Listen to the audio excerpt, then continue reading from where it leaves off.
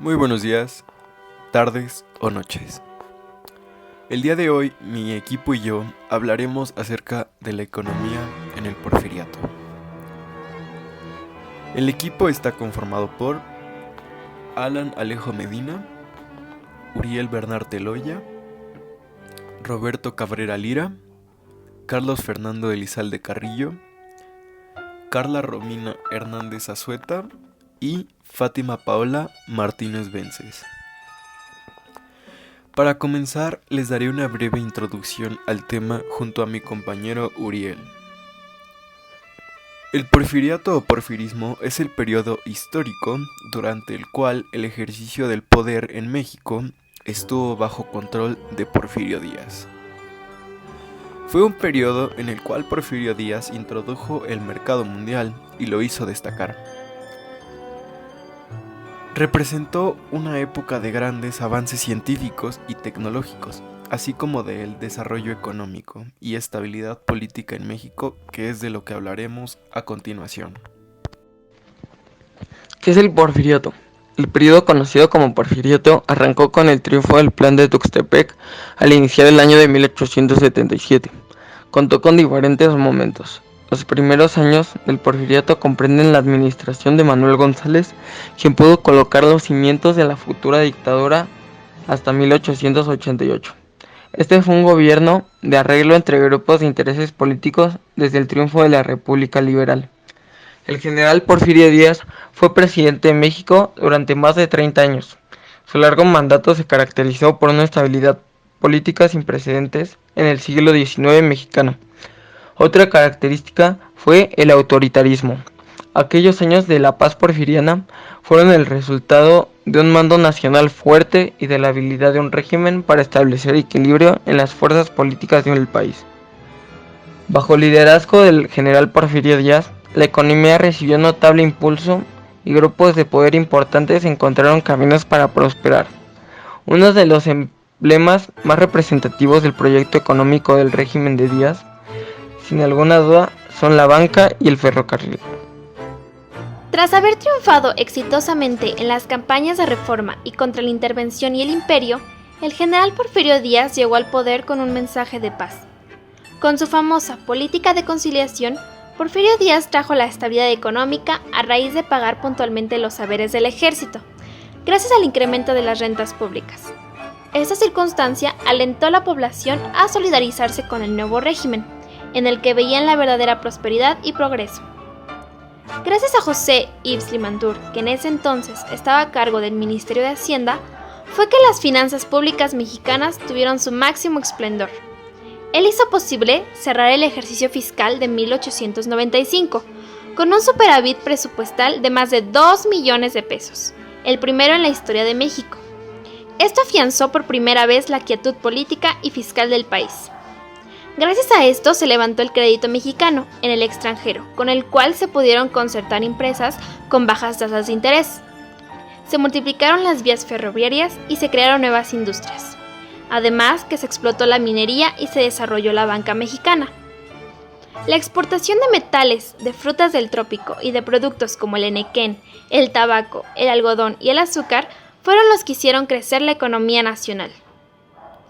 Después de la construcción de ferrocarriles, la implementación del nuevo sistema de minas y la inversión de capitales, el aumento en la producción de las obras y los servicios públicos significaron el gran avance del país. Sin embargo, este incremento de riqueza fue lo que atrajo los intereses de los capitalistas extranjeros. El porfiriato coincide en un momento particular del desarrollo capitalista, que ha sido llamado imperialismo. Este se caracterizó por un nuevo tipo de capitalismo en el que los grandes países ya no se preocuparon por controlar de manera directa al mundo, sino que lo hicieron mediante la apropiación de sus recursos y fuerzas productivas, tales como la tierra, los minerales, los metales preciosos, la fuerza de trabajo, entre otros. Para conseguir el crecimiento económico de México, se promovieron políticas liberalizadoras de la economía nacional, y se abrieron las puertas del país al capital extranjero. Los capitales poco a poco empezaron a arribar al país, procedente de las principales potencias económicas. Inglaterra trajo concesiones mineras y la administración de Tehuantepec. España, la industria de hilados y tejidos. Y por último, Estados Unidos con las concesiones para construir ferrocarriles. El crecimiento económico fue en promedio de 2.7% anual, llegando a 3.3% entre 1900 y 1910. Básicamente, los sectores orientados a la exportación fueron los que más experimentaron un crecimiento. En su totalidad, las exportaciones aumentaron durante el periodo en 600%. El crecimiento económico no fue resultado del proceso de empresas nacionales, sino de factores externos. Gracias al capital extranjero, el país experimentó un extraordinario crecimiento económico, pero esto, a su vez, generó nuevos problemas. El crecimiento solo favoreció a unas regiones de México, provocando grandes desigualdades.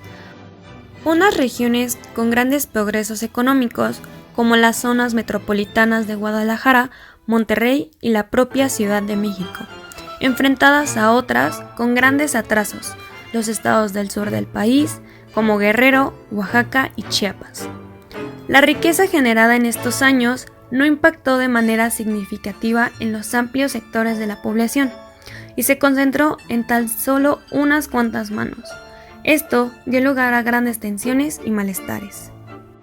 En conclusión, la economía del porfiriato se basó en la explotación de recursos naturales y la inversión extranjera, la minería como principal actividad, la cual implementada con la construcción de ferrocarriles y fábricas con un proceso eficaz, incrementó la economía en poco tiempo. El mandato de Porfirio Díaz tuvo una estabilidad económica por 30 años. La exportación de minerales, productos agrícolas y productos terciarios ayudaron al crecimiento económico, lo que interesó a otros países en invertir en México, y con las políticas liberadoras de la economía de Porfirio Díaz facilitó aún más la inversión extranjera. Este generó contrastes sociales y económicos en el país. Por un lado, ciudades con un gran desarrollo, y por el otro, las comunidades rurales donde la mayoría de las personas eran obreros. Los obreros, al notar el contraste, fueron impulsados para hacer huelgas y movimientos sociales en las fábricas. Poco a poco, el porfiriato y la economía se vieron afectados, pues sin obreros no había producción. Sin duda, en el porfiriato hubo un crecimiento económico gracias a la inversión extranjera, la realización de obras públicas y el desarrollo de la industria en ciertas regiones, pero también por el uso de la fuerza para doblegar a la oposición y una muy desigual distribución de la riqueza lo llevaron a su derrocamiento por el mismo pueblo. El porfiriato concluyó a finales de mayo de 1911, cuando Porfirio Díaz deja el poder y es exiliado, dando inicio a lo que viene a ser otro evento histórico, conocido como la Revolución Mexicana. Tras todo lo anterior, no podemos negar que el porfiriato fue una época de prosperidad para muchas personas, por el gran avance tanto económico como social. Aunque también sabemos que en esa época hubo ciertas negativas para la población de aquel entonces. Algunos ejemplos podrían llegar a ser la falta de democracia que había, represión contra los indígenas, la falta de derechos laborales, etc. A día de hoy, Porfirio Díaz es, sin duda, una de las figuras más polémicas de la historia de nuestro país. Es debatible el decir que fue el mejor presidente, aunque sin duda, durante su mandato, aproximadamente de 30 años, México consiguió un importante progreso económico e incluso social, tomando gran inspiración en la cultura de Francia de aquel entonces.